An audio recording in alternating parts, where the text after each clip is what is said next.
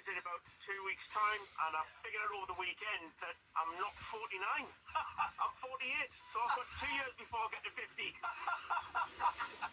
You thought you were turning 49, but actually you're only turning 48. That's correct. I had to Google how old I would be if I was born in 1976. Matt Bailey at breakfast. Weekdays from 6. BBC Radio Newcastle. Newcastle United with a bit of work to do then in the second half. They are 1-0 down at Nottingham Forest at half-time. We'll be back with Matthew Raisbeck and John Anderson for full commentary of the second half in just under 10 minutes' time. It is one of 3 games in the Premier League kicking off at 2 o'clock, and the other 2 are 2-0. Manchester United 2-0 up on Leicester, Bruno Fernandes, and then a Christensen own goal. So Manchester United 2-0 up on Leicester.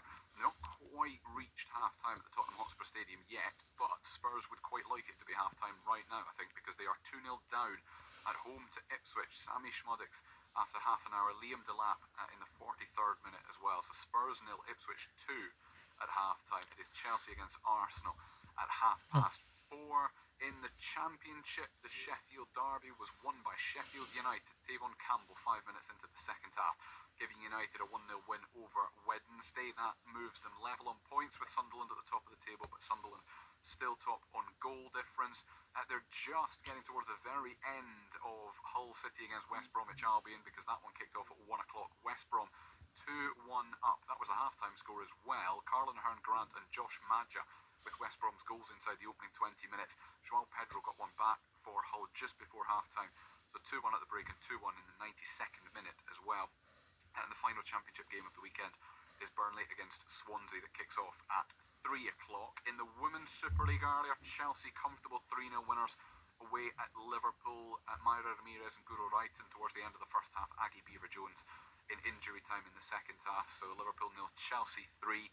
The one game that kicked off at 2 o'clock is 1-0 to Crystal Palace. Everton still without a win all season, and they are losing at half-time.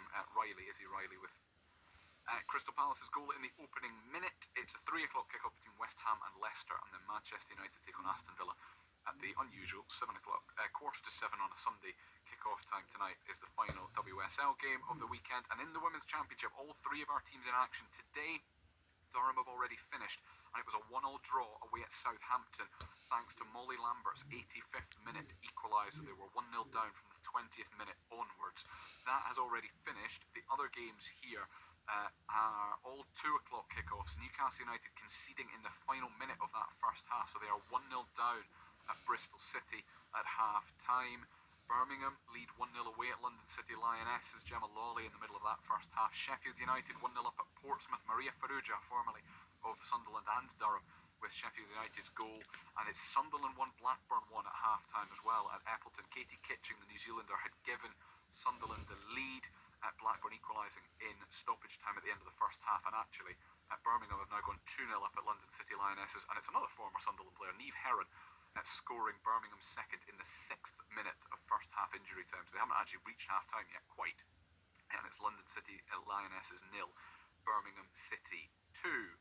So Sunderland playing in the Women's Championship today, and the men played in the Championship yesterday. They drew 2-2 at home to Coventry at the Stadium of Light. They were 2-0 up at half-time. Terrific goals from Wilson Isidore and Dennis Sirkin, but a disappointing second half saw them drop 2 points and record a 3rd draw in the space of just about a week. But they are, even with Sheffield United's victory today, still top of the Championship, only just, but they are still top.